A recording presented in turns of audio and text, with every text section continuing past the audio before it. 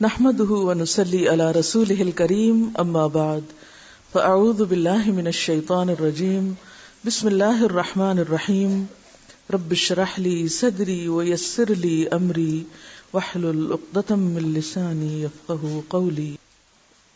جنابت کے احکام۔ وجوب غسل کی حالت کو حالت جنابت کہتے ہیں۔ وجوب غسل یعنی جب غسل واجب ہو جاتا ہے تو اس حالت کو جنابت کہتے ہیں۔ جنابت کا لفظ جم سے، جم پہلو کو کہتے ہیں، بچنا۔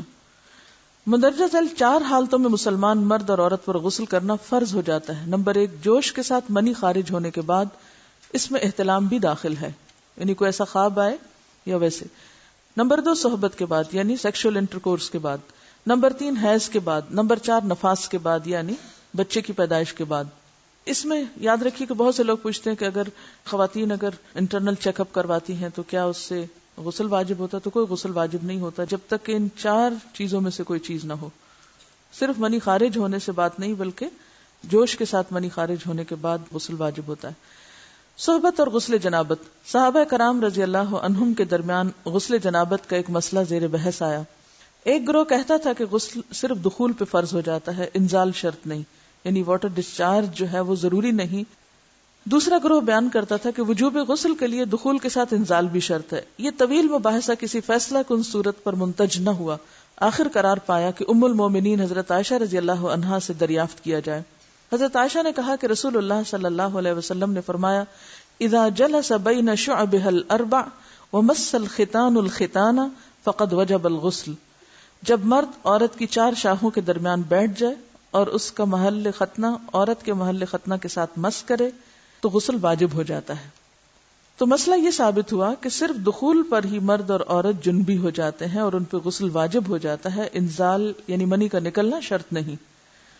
رسول اللہ صلی اللہ علیہ وسلم نے فرمایا، جب تم عورت کی 4 شاخوں کے درمیان بیٹھ کر صحبت کرو تو تم پر غسل واجب ہو گیا، اگرچہ منی نہ نکلے۔ عورت کو بھی احتلام ہوتا ہے۔ ام المومنین حضرت سلمہ رضی اللہ عنہا روایت کرتی ہیں کہ حضرت ام سلیم نے رسول اللہ صلی اللہ علیہ وسلم سے کہا، اے اللہ کے رسول، یقیناً اللہ حق سے نہیں شرماتا، یعنی حق بات اور ایک ضروری بات جو ہے اس کو واضح کرنا ضروری ہوتا ہے، اور اس معاملے میں شرم سے کام نہیں لینا چاہیے، کہیں ایسا نہ ہو کہ انسان انجانے میں غلط کام کرتا رہے۔ تو یہ کہہ کر انہوں نے مسئلہ پوچھا، کیا عورت پر غسل ہے جبکہ اس کو احتلام ہو؟ آپ نے فرمایا ہاں، لیکن جب پانی کا نشان دیکھے یعنی منی دیکھے۔ اس پر حضرت ام سلمہ نے شرم سے منہ چھپا لیا اور عرض کیا، اے اللہ کے رسول، کیا عورت کو بھی احتلام ہوتا ہے؟ آپ نے فرمایا ہاں ہوتا ہے، تیرا داہنا ہاتھ خاک آلود ہو، یعنی یہ ایک پیار کی ڈانٹ تھی۔ اور اس میں ہو سکتا ہے کہ مزاج کا فرق ہو، بعض خواتین کے ساتھ ایسا نہ ہو اور بعض کے ساتھ ایسا ہو، لیکن اس میں جو اصل چیز ہے وہ ایکسیسو واٹر ڈسچارج ہے۔ اس میں کہیں ایسا نہ ہو کہ لیکوریا وغیرہ کے ساتھ اس کو ریلیٹ کر دیا جائے۔ دونوں چیزوں میں فرق ہے۔ اور احتلام جو ہے وہ سوتے وقت ہوتا ہے، یعنی سو کر اٹھنے پر اگر انسان اپنے کپڑوں پر زیادہ ڈسچارج دیکھے، خواہ کوئی خواب یا کوئی فیلنگ یاد نہ بھی ہو، تو پھر غسل کرنا ضروری۔ معلوم ہوا کہ عورت یا مرد نیند سے اٹھ کر اگر تری یعنی نشان منی دیکھیں تو یہ احتلام کی علامت ہے، لہٰذا ان پر غسل کرنا فرض ہو جاتا ہے۔ اور اگر احتلام کی کیفیت انہیں یاد ہو لیکن نشان نہ پائیں، یعنی خواب یاد ہے لیکن کوئی سامنے علامت نہیں، تو غسل فرض نہیں ہوگا۔ ایسی صورت میں شک کی ضرورت نہیں ہے کہ نہیں میں نے خواب دیکھا اور مجھے خواب بالکل صحیح یاد ہے تو مجھے نہانا چاہیے، نہیں، محض خواب پر نہیں نہایا جائے گا جب تک کہ فزیکلی کوئی ایسی چیز سامنے دیکھی نہ جائے۔ جنبی کے بالوں کا مسئلہ۔ حضرت ام سلمہ روایت کرتی ہیں کہ میں نے کہا، اے اللہ کے رسول صلی اللہ علیہ وسلم، میں اپنے سر کے بال خوب مضبوط گوندتی ہوں، کیا میں انہیں غسل جنابت کے وقت کھولا کروں؟ آپ نے فرمایا، ان کا کھولنا ضروری نہیں، تیرے لیے یہی کافی ہے کہ 3 لپ پانی اپنے سر پر ڈالے، پھر اپنے سارے بدن پر پانی بہائے، پس تو پاک ہو جائے گی۔ یعنی بالوں کی جڑیں بھیگنا، سکن بھیگنا ضروری ہے، سارے بال کھولنا ضروری نہیں ہے۔ جنبی کے بالوں کا مسئلہ۔ حضرت عائشہ کو خبر ملی کہ حضرت عبداللہ ابن عمرو عورتوں کو غسل جنابت کے لیے بال کھولنے کا حکم دیتے ہیں۔ فرمانے لگی، ابن عمرو پر تعجب ہے، انہوں نے عورتوں کو تکلیف میں ڈال دیا، وہ انہیں سر منڈوانے کا حکم کیوں نہیں دے دیتے؟ یہ حضرت عائشہ کی ڈانٹ تھی یعنی وہ یہ تو کہنے کہ عورتیں بال کھول کھول کے نہائیں تو وہ پھر سیدھا یہی کہیں کہ عورتیں بال منڈوا لیں. میں اور رسول اللہ صلی اللہ علیہ وسلم ایک ہی برتن میں غسل کرتے اور میں اپنے بال کھولے بغیر سر پر 3 چلو سے زیادہ پانی نہیں ڈالتی تھی. معلوم ہوا کہ غسل جنابت کے لیے بال کھولنے کی ضرورت نہیں، مگر یہ حکم صرف غسل جنابت کا ہے. غسل حیض کے لیے بالوں کا کھولنا ضروری ہے کیونکہ وہ مہینے میں ایک دفعہ ہے. حضرت عائشہ سے روایت ہے کہ انہیں رسول اللہ صلی اللہ علیہ وسلم نے غسل حیض کے لیے فرمایا اپنے بال کھولو اور غسل کرو. اس میں آپ دیکھیے کہ دونوں چیزوں میں فرق کیوں ہے. دونوں کی نوعیت فرق ہے. اور حیض جو ہے وہ ایک نجاست کی کیفیت بھی ہے نا، قل هو اذی. تو اس کے بعد نہانا اور نہا کر خوشبو لگانا خاص طور پر اس کا سارا حکم آتا ہے. لیکن غسل جنابت میں نجاست کی وہ کیفیت نہیں ہے. یعنی حیض کا خون اور منی جو ہے ان دونوں کے حکم میں بھی فرق ہے. ٹھیک ہے نا. بعض علماء کے خیال میں جو منی ہے اٹ سیلف وہ ناپاک چیز نہیں ہے. اگر کسی کپڑے وغیرہ کو لگ گئی تو وہ کپڑا ناپاک نہیں. اگر اس کو خشک ہونے پر کھرچ کے صاف کر دیا جائے تو کپڑا صاف ہو جائے گا. لیکن خون حیض پر آپ صلی اللہ علیہ وسلم کیا فرمایا؟ چٹکیوں سے مل مل کے اس کو صاف کر کے دھوئے. تو ان دونوں میں بھی فرق ہے. لہٰذا ان دونوں کے بعد نہانے کے حکم میں بھی فرق ہے. ایک میں بال کھولے جائیں گے اور بال بھی دھوئے جائیں گے اور بالوں کی جڑیں بھی دھوئی جائیں گی، جبکہ دوسرے عام غسل جنابت میں بال کھولنا اور پورے بال دھونا شرط نہیں. بہت سی بچیاں ایسی جن کی شادی ہوتی ہے اور اس کے بعد انہیں ان مسائل کا پتہ نہیں ہوتا، یا تو وہ شرم کے مارے نہاتی نہیں، یا نہاتی ہیں تو پھر وہ پورے بال دھو دھو کے سکھانے میں اور ان چیزوں میں اتنا وقت ضائع کر دیتی ہیں کہ پھر بعضوں کا شوہر کی نافرمانی اور آپس کے تعلقات میں ٹینشن، لوگوں کا خوف. تو اگر دین کا صحیح مسئلہ پتا ہو تو انسان ان تمام مشقتوں سے بچ جاتا ہے اور ایک نارمل روٹین کی لائف گزار سکتا ہے. اس میں کیا صرف 3 کپ پانی، 3 لپ پانی، یعنی 3 دفعہ کیوں کہ اگر ایک دفعہ ڈالنے سے پوری طرح نہیں بھیگا تو آپ یہ بھی کر سکتے ٹیپ کے آگے سر کر کے تو ساری اسکن جو ہے سر کی اس کو آپ گیلا کر لیں. پیچھے سے بال جو ہیں اگر لمبے ہیں تو ان کو ایک طرف کر دیں تاکہ پورے بال نہ دھونے پڑے، نہ سکھانے پڑے اور نہ خشک کرنے پڑے، اور باقی جسم پہ پانی بہا لیں. دوسری صورت یہ ہے کہ مگ میں پانی لے کے تو اس کو آپ تھوڑا تھوڑا کر کے پورے کو ایک دفعہ کریں، پھر اس کے بعد دوبارہ کریں اور تیسری دفعہ رول کر کے بالوں کو پیچھے سے شاور کیپ ڈال لیں اور باقی جسم پھر دھو لیں. شاور کیپ سے کیا ہوتا ہے عام طور پر کہ پیچھے کے جو سارے لمبے بال ہیں پھر وہ نیچے گر کے گیلے نہیں ہوتے، وہ آپ کے سر پہ ہی ٹک جاتے ہیں. تو سر کی اسکن دھوئیں اور بالوں کو جوڑے کی شکل میں باندھ کے اوپر شاور کیپ پہن کے پھر باقی جسم کو اچھی طرح دھو لیں. تو اس میں آپ دیکھیں کہ جب بالکل سر کے سکن کا حصہ ہی تر ہوگا، اور یہ 3 دفعہ کرنا ہوگا، ایک دفعہ سے نہیں کام چلے کہ 3 دفعہ کرنا تاکہ کوئی بھی بال برابر جگہ سکن کی خشک نہ رہ جائے. تو اس سے کیا ہوگا کہ جتنا کم بال گیلے ہوں گے اتنے کم دیر میں ان کو خشک بھی کیا جا سکتا ہے اور کسی بھی مشقت کے بغیر انسان نماز پڑھ سکتا ہے. جنبی سے میل جول اور مسافہ جائز ہے. حضرت ابو ہریرہ روایت کرتے ہیں کہ ایک دن بحالت جنابت میں نے رسول اللہ صلی اللہ علیہ وسلم سے ملاقات کی. آپ نے میرا ہاتھ پکڑا اور میں آپ کے ساتھ ہو لیا. آپ ایک جگہ بیٹھ گئے اور میں چپکے سے نکل گیا. گھر جا کر غسل کیا، پھر واپس آیا. آپ ابھی بیٹھے ہوئے تھے. آپ نے پوچھا اے ابو ہریرہ تو کہاں گیا تھا؟ میں نے سارا حال کہہ سنایا تو آپ نے فرمایا سبحان اللہ، تحقیق مومن ناپاک نہیں ہوتا. نبی صلی اللہ علیہ وسلم کا یہ فرمان کہ مومن ناپاک نہیں ہوتا، اس کا مطلب یہ ہے کہ مومن حقیقتاً نجس اور پلید نہیں ہوتا. جنابت حکمی نجاست ہے، حسی نہیں. یعنی نجاست کے حکم میں ہے لیکن بظاہر وہ کوئی ناپاک ہونے والی بات نہیں.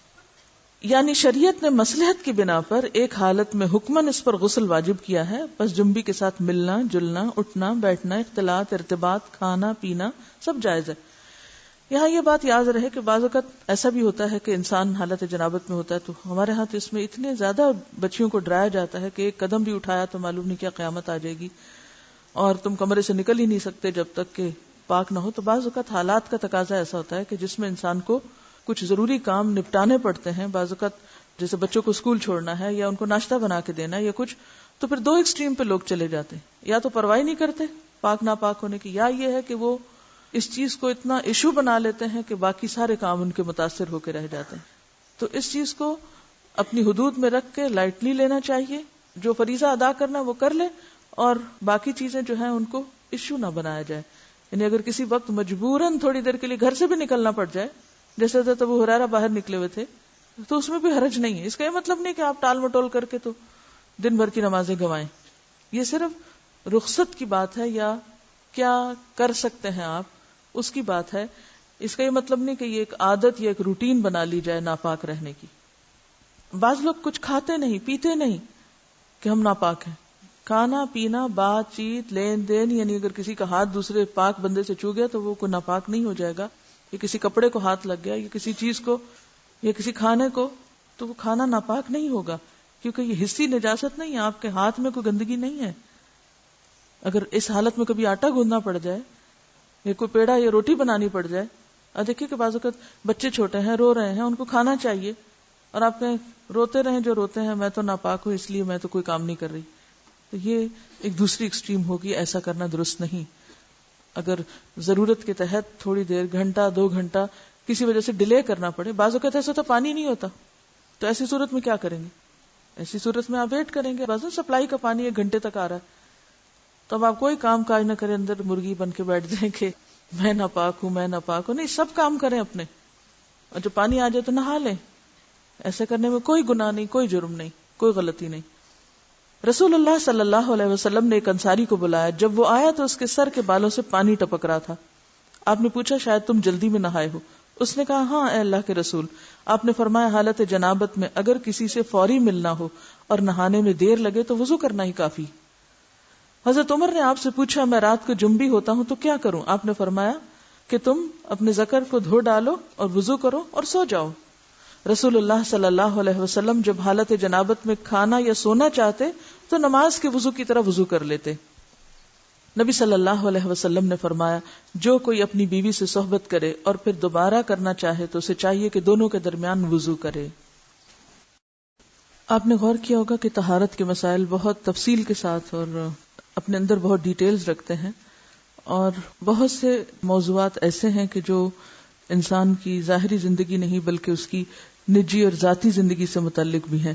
لیکن اس طرح پبلکلی ان کو پڑھانا اور ان کو سکھانا یہ بھی ایک ضرورت ہے، کیونکہ آپ صلی اللہ علیہ وسلم نے انصار کی خواتین کی تعریف کی کہ انصار کی خواتین کتنی اچھی ہیں جنہیں حیا دین کا علم حاصل کرنے سے نہیں روکتا. تو سوال یہ پیدا ہوتا ہے کہ آخر اتنی تفصیلات کیوں؟ اور بعض لوگ اس کو ناپسندیدہ قرار دیتے ہیں. تو ایسا کرنا ناسمجھی کی علامت ہے. ہم دیکھتے ہیں کہ انسان اگر اللہ کے بتائے ہوئے طریقے کے مطابق زندگی بسر کرتا ہے تو اس میں خیر ہی خیر ہے، اور وہ صرف خیر اس کی اپنی ذات تک نہیں رہتی، بعض اوقات دوسروں کی بھلائی کا ذریعہ بھی بن جاتی. یہاں کسی نے ایک واقعہ لکھ کر بھیجا ہے کہ کسی ویسٹرن کنٹری میں کوئی مسلمان بچہ پڑھتا تھا، تو وہ اپنے کپڑوں کو دھونے کے لیے کسی انگریز عورت کو دیتا تھا، یعنی لانڈری کسی کے ذریعے کرواتا تھا. تو ایک دن اس عورت نے طالب علم سے کہا کیا آپ میرے کام سے مطمئن نہیں؟ آپ کے خیال میں کیا میں کپڑے اچھی طرح نہیں دھوتی؟ طالب علم نے اس کی بات سن کر کہا کیوں نہیں، مجھے یقین ہے کہ آپ اچھی طرح کام کرتی ہیں. یہ سن کر وہ بولی پھر آپ خود ہی اپنے کپڑے کیوں دھو کر مجھے دیتے ہیں، یعنی کپڑوں کے داغ وغیرہ کیوں دھو کر مجھے دیتے ہیں؟ طالب علم نے انکار میں سر ہلایا کہ میں بھلا کپڑے دھو کر کیوں دوں گا. عورت نے کہا کہ پھر کیا وجہ ہے کہ مجھے دوسروں کے کپڑوں پر جا بجا گندگی کے دھبے نظر آتے ہیں لیکن آپ کے کپڑوں پر کوئی ایسا دھبا نہیں ہوتا. اس کے پوچھنے میں واضح حیرت تھی. نوجوان مسکرایا اور بولا اب بات سمجھ میں آتی ہے، اب میں آپ کو بات سمجھا دیتا ہوں، یعنی اب میری سمجھ میں بات آئی ہے کہ آپ کا اشارہ کس طرف ہے. میں مسلمان ہوں، میرا دین مجھے پاک صاف رہنے کا حکم دیتا ہے. میری شلوار یا پینٹ وغیرہ پر پیشاب کا چھینٹا بھی لگ جائے تو میں نماز نہیں پڑھ سکتا، لہٰذا اگر کوئی ایسی چیز ہو تو مجھے اسے خود دھونا پڑتا ہے اور اسے دھو کر پاک کرتا ہوں، لہٰذا جب میں کپڑے اتارتا ہوں تو یہ کپڑے پاک اور صاف ہوتے ہیں، یعنی داغ دھبوں سے محفوظ ہوتے ہیں. تو اس نے حیرت سے پوچھا کہ تمہارا دین اتنی چھوٹی چھوٹی باتوں کی بھی تعلیم دیتا ہے؟ نوجوان نے کہا ہاں، ہمارے رسول صلی اللہ علیہ وسلم نے ہمیں یہ حکم دیا ہے کہ ہم جب بیت الخلاء میں جائیں تو دعا پڑھیں، جب باہر آئیں تو دعا پڑھیں، کپڑے پہنوں تو دعا پڑھوں، کھانا کھا کر فارغ ہو کر گھر سے نکلتے وقت، سوتے جاگتے وقت، زندگی کے ہر کام یا ہر موقع پر ہمارے رسول نے ہمیں دعائیں سکھائی ہیں. اور اس کے ساتھ ہی یہ کہ ان تمام باتوں کے ادب آداب بھی سکھائے ہیں. تو اس انگریز عورت کو وہ باتیں بہت دلکش اور حیران کن محسوس ہوئیں، اور کچھ دن تک وہ اس طالب علم کی عادات کا مزید جائزہ لیتی رہی، اور بالآخر اسلام اس کے دل میں گھر کر گیا اور وہ مسلمان ہو گئی. اور اس کے بعد اس نے اپنے گھر کے دوسرے افراد کو بھی مسلمان کیا، اسے ایک خاتون نے. تو بات یہ کہ بات تو چھوٹی سی ہے لیکن ایک بہت بڑا فرق ڈال دیتی ہے. لیکن افسوس یہ کہ آج مسلمان ہی یہ آداب اور اخلاق بھول گئے، کیونکہ بہت سے مواقع پر ایسا بھی ہوا ہے ہمارے ساتھ کہ جب ہم نے الہدا میں پرانے کپڑے مختلف، جیسے سیلاب آ گیا یا زلزلہ آ گیا یا کچھ، تو اس موقع پر نئے پرانے سب مٹیریلز جب اکٹھے کیے گئے تو بلیو می بعض اوقات کپڑوں پر خون کے دھبے، گندے داغ اور نجاست وغیرہ بھی لگی ہوئی پائی گئی، جسے دیکھ کر بے انتہا افسوس ہوا کہ ایک مسلمان لڑکی جو بالغ ہو چکی، اس کو اس کی ماں نے یہ ادب نہیں سکھایا، یہ طریقہ نہیں سکھایا کہ لباس کو صاف کیسے رکھتے ہیں. بھلے آپ کو کپڑا کسی سے بھی دھلوانا ہو یا آپ کو دوبارہ نہیں پہننا یا آپ کسی غریب کو دے رہے ہیں، مسلمان کا تو لباس اتارتے وقت بھی طریقہ یہ ہوتا ہے کہ جب وہ اتارے تو ایسے ہی اتارے کہ جیسے وہ نجاست سے صاف ہے. تو بعض اوقات ہم غفلت میں ایسی حرکتیں کرتے رہتے ہیں اور اس کا غلط امپریشن نہ صرف یہ کہ اپنے گھر والوں پر، اپنے قریبی لوگوں پر، بلکہ دوسرے ادیان والوں تک بھی اس کا دائرہ بعض اوقات پھیل جاتا ہے. تو ان معاملات میں جو بظاہر لوگوں کی نگاہوں سے چھپے ہوئے ہیں، ہمیں اپنی باطنی زندگی میں، نجی زندگی میں، داخلی زندگی میں، پرائیویٹ لائف میں بھی اللہ کے تقوی کا ثبوت دینا ہے اور ان تمام چیزوں کا خیال رکھنا ہے. حائضہ سے صحبت کرنے کی ممانعت. حیض کی حالت میں عورت سے مجامت کرنا سخت گناہ ہے. اللہ تعالیٰ نے قرآن مجید میں فرمایا فَاعْتَزِلُوا النِّسَاءَ فِي الْمَحِيضِ، یعنی واضح قرآن کا حکم ہے. پس ایام حیض میں عورتوں سے کنارہ کشی کرو، یعنی کنارہ کشی سے مراد لین دین اور بالکل تعلق ختم کرنا نہیں، مراد یہاں پر سیکشل انٹرکورس ہے، یعنی صحبت نہ کرو.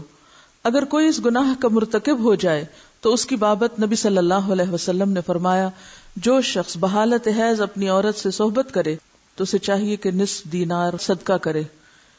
دینار 4.5 ماشے سونے کا ہوتا ہے، تو نصف دینار 2.25 ماشے سونا ہوا. 2.25 ماشے سونے کی قیمت صدقہ کرے، یعنی کسی مستحق کو دے اور آئندہ کے لیے توبہ کرے. مزی کے خارج ہونے سے غسل واجب نہیں ہوتا. سیدنا علی رضی اللہ عنہ بہت طاقتور جوان تھے، آپ کو اکثر مزی آتی. آپ کو مسئلہ معلوم نہ تھا کہ مزی کے خارج ہونے پر غسل واجب ہوتا ہے یا نہیں. چونکہ رسول اللہ صلی اللہ علیہ وسلم کے داماد تھے، اس لیے بالمشافہ دریافت کرتے حجاب آیا، یعنی آپ کو شرم محسوس ہوئی. تو اپنے دوست مقداد سے کہا کہ وہ مسئلہ دریافت کریں.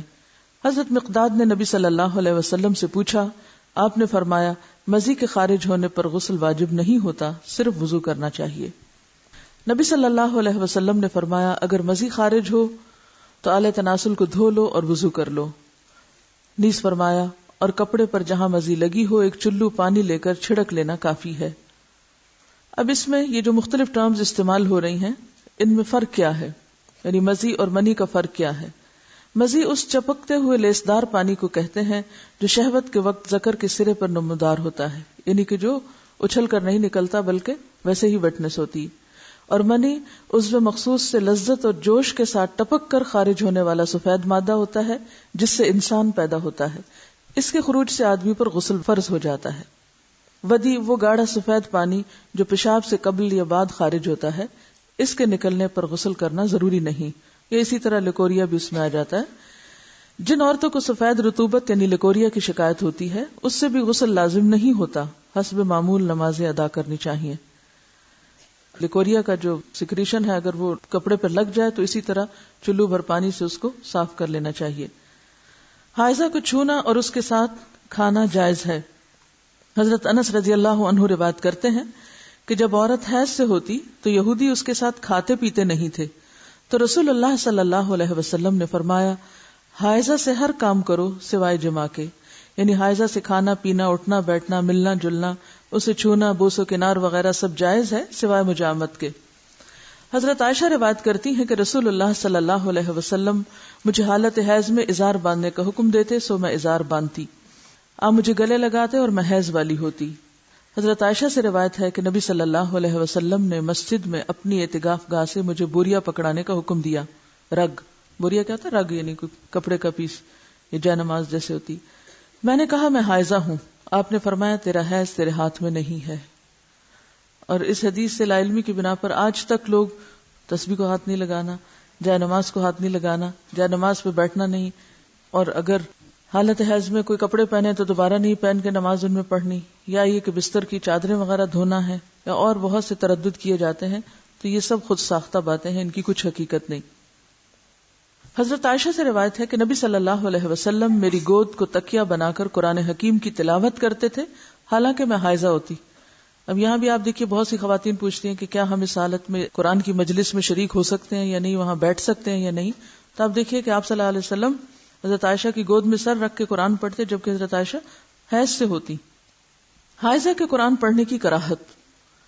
اب حائضہ خود کیا کرے؟ کیا قرآن پڑھ سکتی ہے یا نہیں؟ ذکر کر سکتی ہے یا نہیں؟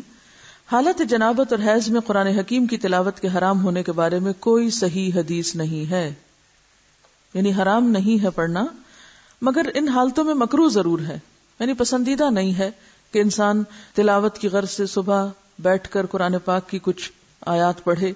ہاں اگر کوئی تعلیم حاصل کرنے کے لیے، سیکھنے کے لیے کچھ پڑھ رہا ہے تو اس کی رخصت ہے۔ مہاجر بن قنفس سے مروی ہے کہ رسول اللہ صلی اللہ علیہ وسلم کو بحالت پیشاب کسی نے سلام کیا تو آپ نے جواب نہ دیا۔ فراغت کے بعد آپ نے وضو کیا اور فرمایا میں نے مناسب نہ سمجھا کہ طہارت کے بغیر سلام کا جواب دوں۔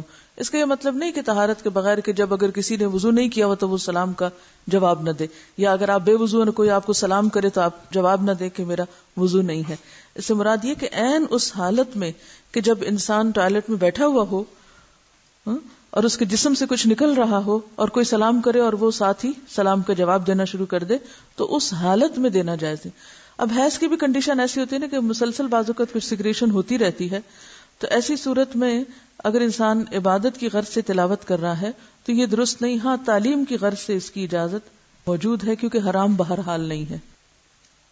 جب حدث اصغر کی حالت میں سلام کا جواب دینا مکروہ ہوا تو جنبی کا قرآن کی تلاوت کرنا بالاولی یعنی زیادہ مکروہ ہوا۔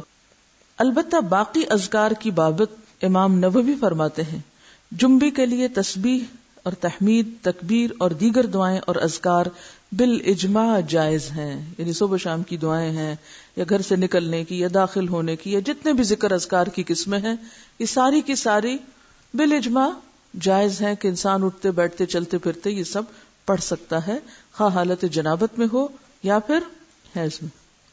اس کی دلیل حضرت عائشہ کی حدیث ہے، آپ فرماتی ہیں میں ایام حج میں حائضہ ہو گئی تو رسول اللہ صلی اللہ علیہ وسلم نے فرمایا بیت اللہ کے طواف کے علاوہ باقی ہر وہ کام کرو جو حاجی کرتا ہے۔ تو اس کا کیا مطلب تھا؟ یعنی حالت حیض میں ہر وہ کام کرو جو حاجی کر رہے ہیں سوائے طواف کے، اور نماز تو ویسے ہی انڈرسٹوڈ تھی کہ اس حالت میں نہیں پڑھنا۔ تو اس سے کیا پتہ چلتا ہے حاجی باقی کیا کام کرتے ہیں؟ ذکر کرتے ہیں، ذکر اذکار دعائیں مانگتے ہیں۔ اور بہت سی خواتین حج پہ جاتے ہوئے کیا ہم ٹیبلٹس لے لیں، کیا ہم، تو یہ فطرت کے نظام میں مداخلت ہے۔ جب رخصت ہے سب دعائیں وغیرہ آپ پڑھ سکتے، صرف طواف نہیں کر سکتے تو پاک ہو کے کر لیں، لیکن کوئی بھی ان نیچرل طریقہ اختیار نہ کریں کہ جس سے آپ کا جسم بوجھل ہو جائے، آپ سست ہو جائیں اور آپ دعائیں مانگنے کے بھی قابل نہ ہوں۔ کیونکہ بہت سی خواتین ایسی ہوتی ہیں کہ جب ان کے سسٹم میں کوئی بھی گڑبڑ ہوتی ہے تو پھر وہ مینٹلی، ایموشنلی، فزیکلی ہر لحاظ سے تھک جاتی ہیں۔ تو بجائے اس کے کہ آپ سارا حج کا عرصہ ایک کربناک کیفیت میں گزاریں جس میں آپ کی کسی عبادت میں کوئی خشوع نہ ہو، تو بہتر ہے کہ جو چیز اللہ نے لکھ دی ہے وہ اپنے وقت پر ہو، اس دوران صرف طواف سے اجتناب کیا جائے اور باقی سب کام ذکر اذکار جو بھی رمی کرنا ہے، وقوف عرفات ہے، سب کچھ اپنے طریقے کے مطابق کیا چلا جاتا رہے۔ پہلے سعی کا علاقہ جو تھا سعی کی اجازت تھی، لیکن اب سعی بھی مسجد میں آ گئی، مسعی بھی مسجد میں آ گئی، تو جہاں سے مسجد شروع ہوئی وہاں سے داخلہ بند ہو گیا، الا عابری سبیل، کہ کوئی آپ کو گزرنے کی ضرورت پیش آئی یا اندر کوئی بیٹھا ہوا اس کو بلانا ہے تو وہ گزر کے دے کے واپس آ جائے، بیٹھے نہیں، گزرنے کی اجازت ہوتی ہے مسجد۔ حضرت ام عطیہ رضی اللہ عنہا فرماتی ہیں کہ رسول اللہ صلی اللہ علیہ وسلم نے حیض والی عورتوں کو بھی عید کے روز عیدگاہ جانے کا حکم دیا تاکہ وہ لوگوں کی تکبیروں کے ساتھ تکبیریں کہیں۔ تو تکبیر میں بھی کیا ہے؟ اللہ کا ذکر ہے، اور ان کی دعا کے ساتھ دعا کریں لیکن نماز نہ پڑھیں۔ تو جو چیز بصراحت ممنوع ہے وہ کیا ہے؟ نماز اور طواف، باقی کچھ بھی ممنوع نہیں، یعنی عبادات میں سے۔ حضرت عائشہ فرماتی ہیں کہ رسول اللہ صلی اللہ علیہ وسلم ہر حال میں اللہ کا ذکر کرتے تھے۔ ان احادیث سے ثابت ہوا کہ حائضہ اور جنبی ذکر اذکار کر سکتے ہیں، ٹھیک ہے۔ استحاضہ کا مسئلہ. استحاضہ وہ خون ہوتا ہے جو ایام حیض کے بعد خاکی یا زرد رنگ کا جاری ہوتا ہے. یہ ایک مرض ہے. جب عورت اپنے حیض کی عادت کے دن پورے کرے پھر اسے غسل کر کے نماز شروع کر دینی چاہیے. تو اس میں اصل حکم یا اصل بات کیا ہے؟ عادت.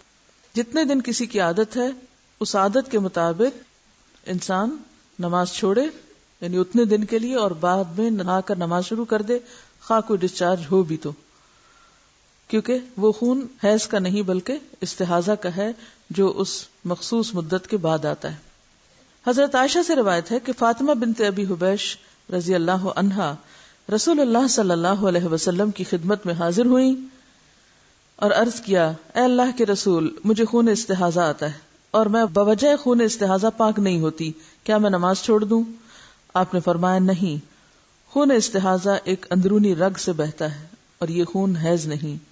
بس جب تجھے حیض کا خون آئے تو نماز چھوڑ دے، اور جس وقت خون حیض بند ہو جائے اور استحاضہ شروع ہو تو اپنے استحاضہ کے خون کو دھو لو اور نماز پڑھو. تو حاصل کلام یہ ہے کہ مستحاضہ پاک عورت کی طرح ہے، ایام حیض کے بعد غسل کر کے نماز شروع کر دے. ہاں، یہ بہت ضروری ہے کہ ہر نماز کے لیے نیا وضو کرتی رہے. رسول اللہ صلی اللہ علیہ وسلم نے حضرت فاطمہ سے یہ بھی فرمایا، ہر نماز کے لیے وضو کر لیا کرو. یعنی ہر نماز کے لیے نہانے کی ضرورت نہیں، صرف وضو کافی ہے. خواہ پہلے سے وضو ہو بھی، چونکہ ڈسچارج ہوتا رہتا ہے اس لیے وضو باقی نہیں رہتا، دوبارہ وضو کر لیا جائے. خون حیض بلوغت کی علامت ہے. اگر یہ عادت کے مطابق آئے تو یہ صحت کی علامت ہے.